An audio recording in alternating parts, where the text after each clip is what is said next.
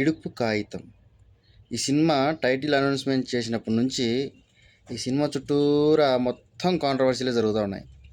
ఈ కాంట్రవర్సీలే చిలికి చిలికి గాలివానలాగా ఆంధ్ర తెలంగాణ అనుకుంటా మీ భాష వేరు మా భాష వేరు, మీరు మా ప్రాంతంలోకి వచ్చి ఉద్యోగాలు చేసుకోవద్దు, మేము మీ ప్రాంతంలోకి వచ్చి ఉద్యోగాలు చేసుకోవద్దు, ఇట్లా రకరకాలుగా కాంట్రవర్సీలు, సోషల్ మీడియాలో ట్రోల్స్, ఇన్ఫ్లుయెన్సర్ల వీడియోలు, అబ్బో చూస్తూ ఉంటే హై బీపీ వచ్చేస్తుంది అందరికీ.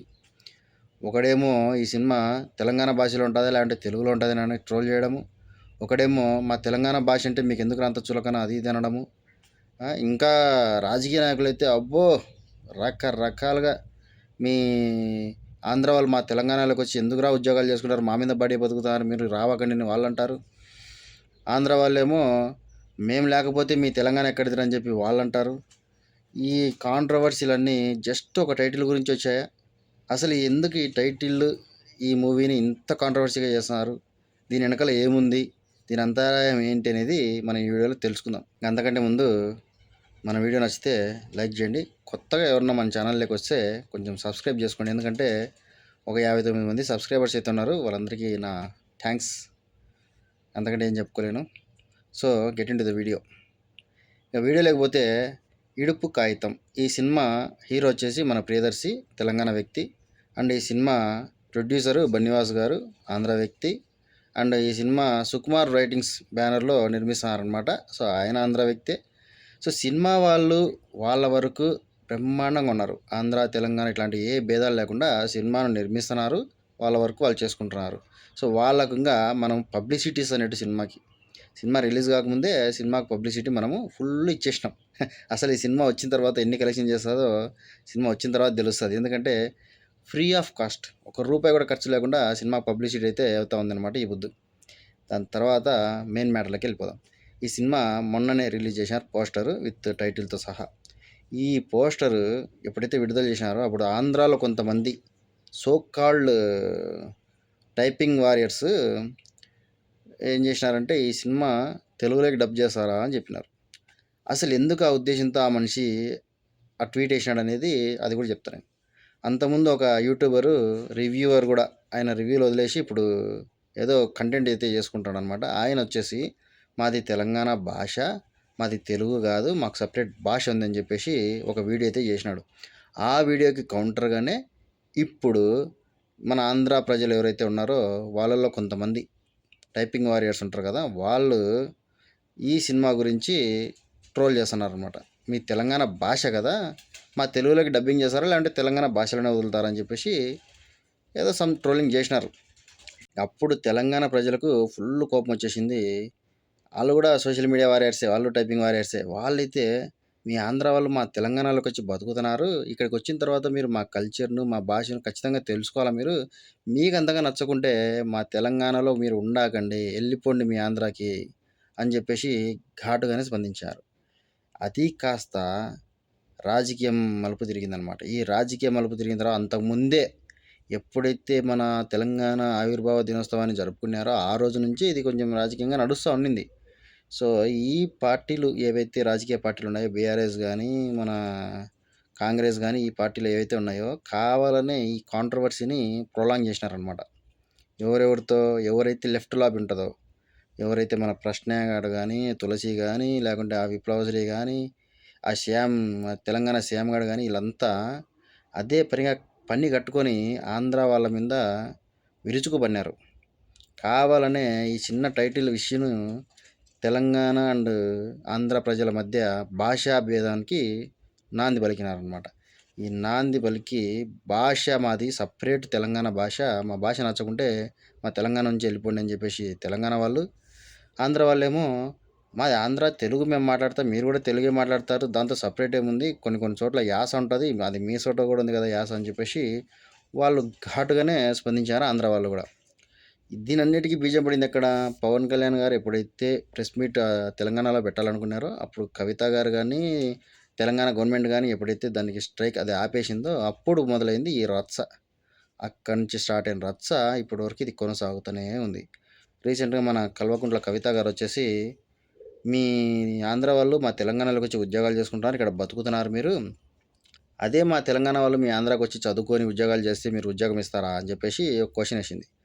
ఆవిడకి నా సమాధానం ఏంటంటే, ఇండియన్ సిటిజన్ ఎవరైనా కానీ ఇండియాలో పుట్టి పెరిగి చదువుకునే తర్వాత వాడు ఇండియా వైడ్ ఎక్కడైనా కూడా ప్రతి స్టేట్లో వాడు ఏ స్టేట్లో అయినా జాబ్ చేసుకునేవానికి హక్కు ఉంది. ఆ హక్కును ఎవ్వరు కాలరాసేదానికి లేదు. ఎవరికి హక్కే లేదు. ఒక ఇండియన్ అనేవాడు ఏ ఏ స్టేట్లో అయినా పనిచేసుకోవచ్చు. అది తెలంగాణ కావచ్చు, ఆంధ్ర కావచ్చు, గోవా కావచ్చు, లేకుంటే ఢిల్లీ కావచ్చు, లేకుంటే వేరే ఏ స్టేట్ అయినా కావచ్చు. సో దీనికైతే ఎవరు అభ్యంతరం చెప్పాల్సిన అవసరం లేదు. కల్వకుంట్ల కవిత గారు కూడా ఆ విషయం తెలుసుకోవాలి. ఒక రాజకీయ నాయకురాలుగా మీరు ఢిల్లీకి పోయి ఏ విధంగా అయితే లిక్కర్ స్కామ్లు అయితే చేసినారో, అక్కడ పోయి మన తెలంగాణ ప్రజల పరువును మీరు ఎట్లయితే పోగొట్టినారో మీరు ఇది కూడా తెలుసుకోండి. అండ్ మీరు ఢిల్లీలో ఎట్లయితే రాజకీయ పార్టీ పెట్టాలనుకుంటున్నారో ఇక్కడ కూడా మీరు ప్రాంతీయ భేదం అయితే మీరు తెలంగాణలోనే పెట్టుకోండి ఈ రాజకీయ పార్టీ. ఢిల్లీ వరకు పోవాల్సిన అవసరం ఉంది. తెలంగాణలో ముందు గెలిచి చూపేయాలి. ఇంకోటి మీరు చదువు గురించి చెప్తున్నారు. మీ అన్నగారు అక్కడెక్కడ అమెరికాలో చదివించినారు కేటీఆర్ గారు. అదే అమెరికా వాళ్ళు ఉండి మీరు మీ ఇండియా వాళ్ళు మా అమెరికాలో చదువుకోకూడదంటే మీ అన్న చదువుకునేటోడా? లేకుంటే మన తెలంగాణ ప్రజలు చాలామంది గల్ఫ్కి వెళ్ళిపోతూ ఉంటారు వర్క్ చేసుకోనికి. గల్ఫ్ కంట్రీస్లో కొంతమంది మీరు రాకూడదు, మీ ఇండియా వాళ్ళు మా గల్ఫ్ కంట్రీస్లో పని చేసుకోకూడదంటే మన వాళ్ళు బతుకుతారా? ఎవరు ఎక్కడైనా పని చేసుకోవచ్చు, ఏమైనా చేసుకోవచ్చు అండి. సో ఆంధ్ర ఏంది, తెలంగాణ ఏంది, ఇట్లా భేదాలు చెప్పాకండి. వర్క్ విషయంలో భేదాలు చెప్పాకండి. మీరు భాష విషయంలోనే భేదాలు చెప్తున్నారు, ఇంకా వర్క్ విషయం ఏముంది? ఇంకోటి ఏమంటున్నారంటే కొంతమంది తెలంగాణ ప్రజలు అక్కడ తమిళనాడులో తన్నారు మిమ్మల్ని, అందుకని వచ్చేసి మా తెలంగాణలో కలిసినారు. ఇప్పుడు మేము కూడా తన్నాం మిమ్మల్ని, ఇంకా మీకు ఏ దిక్కు లేదు, మీకు రాజధాని లేదు, మీరేంది మాకు చెప్పేది అని చెప్పేసి కొంతమంది హద్దులు దాటిపోతున్నారనమాట. సో వాస్తవానికి చెప్పాలంటే అప్పట్లో మన ఆంధ్ర ఏదైతే ఉండిందో అది తమిళనాడులో ఉండింది. తమిళనాడు ప్రజలు తమిళ్ మాట్లాడేటోళ్ళు, ఆంధ్ర ప్రజలు ఆంధ్ర తెలుగు మాట్లాడేటోళ్ళు. సో వీళ్ళ మధ్య కొంచెం భాష డిఫరెన్స్ ఉంది కాబట్టి తమిళనాడులోంచి ఆంధ్రాను విడదీసినారనమాట. సో విడదీసి తెలంగాణ ఉంది కదా, తెలంగాణలో కూడా తెలుగు మాట్లాడతారు, ఆంధ్రాలో కూడా తెలుగు మాట్లాడతారు. వీళ్ళందరూ ఒక చోట ఉంటే తెలుగు భాష యూనిటీ అండ్ వీళ్ళు కూడా మంచిగా డెవలప్ అవుతారని చెప్పేసి అప్పుడప్పుడే నిజాం పాలన నుంచి బయటకు వచ్చిన తెలంగాణను ఆంధ్రాలో కలిపినారు. ఇది ఎవరు చేసింది? అప్పటి ప్రభుత్వమైన కాంగ్రెస్ ప్రభుత్వము ఆంధ్రాను తెలంగాణను ఒకటి చేసింది. ఎందుకోసము? డెవలప్ చేస్తే మంచిగా ఉంటుందని చెప్పేసి చేసింది. దాని తర్వాత తెలంగాణ ప్రజలు రెవల్యూషనరీగా అదే 2014 ఆ టైంలో తెలంగాణ ఉద్యమం చేసి ఆంధ్ర నుంచి తెలంగాణను విడదీసుకున్నారు. ఇక్కడ ఎవరు విడదీసింది? కాంగ్రెస్ ప్రభుత్వం విడదీసింది. అప్పుడు కాంగ్రెస్ ప్రభుత్వమే గెలిపింది, విడదీయడం కూడా కాంగ్రెస్ ప్రభుత్వం విడదీసింది. సో మళ్ళా తెలంగాణలో కాంగ్రెస్ ప్రభుత్వాన్ని గెలిపించుకున్నారు. ఇక్కడ ఎవరిది తప్పు ఉంది చెప్పండి? చేసిందంతా కాంగ్రెస్ ప్రభుత్వమే, మళ్ళీ కాంగ్రెస్ ప్రభుత్వాన్ని మీరు గెలిపించుకున్నారు. ఇక్కడ ఎవరిది తప్పు? ఓకే, ఇన్ని వదిలేద్దాం, రాజకీయంగా వదిలేద్దాము.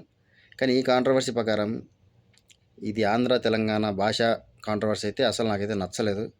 ఎక్కడున్నా కూడా తెలుగు వాళ్ళు కలిసికట్టుగా ఉంటే అదొక ధైర్యము. ఇప్పుడు మేము కూడా గల్ఫ్ కంట్రీస్లో ఉంటాము. నాకు ఎవడన్నా తెలుగువాడు కనపడితే ఎక్కడలేని ధైర్యం వచ్చేస్తుంది. అది ఎవడైనా కానీ, తెలంగాణ వాడు కానీ, ఆంధ్ర వాడు కానీ, ఎవరైనా కానీ ఎక్కడలేని ధైర్యం వచ్చేస్తుంది. ఎందుకు వస్తుంది?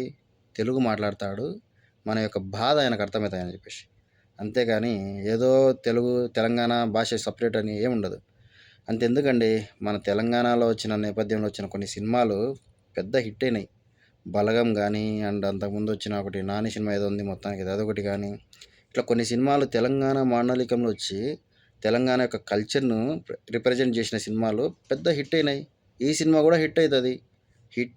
సినిమాలో కంటెంట్ ఉంటే ఏ సినిమా అయినా హిట్ కావాల్సిందే. మన పుష్ప చిత్తూరు స్లాంగ్ ఆయన కూడా పెద్ద హిట్ అయింది. ఇట్లా సినిమాలు ఏ స్లాంగ్లో తీస్తున్నాడు అనేది కాదు, కథకి ఏం అవసరమో ఏం ఇంపార్టెంటో అది మాత్రం పెట్టుకుంటారు. కాబట్టి మన సినిమాలాగా చూడండి. దీనికి ఏ సినిమాకైనా కానీ ప్రాంతీయత, భాషాతీయత ఇవన్నీ అంటగట్టాకరి. సినిమాలాగా చూడండి. నేను చెప్పేది ఏంటంటే భాషాపరంగా తెలంగాణ ప్రజలను కానీ, ఆంధ్ర ప్రజలను కానీ విడగొట్టి మీరు మా తెలంగాణలోకి రాకండి, లేకపోతే మీరు మా ఆంధ్రలోకి రాకండి అని చెప్పి మాత్రం ఎవరు చేయకండి. అందరూ యూనిటీగా ఉంటే కేంద్రమే కాదు ఎవరైనా దిగొస్తారు. సో నేను చెప్పేది ఏంటంటే unity is a power. Telugu భాష యూనిటీ ముఖ్యమని చెప్తున్నాను. జై హింద్ ఫ్రెండ్స్, బాయ్.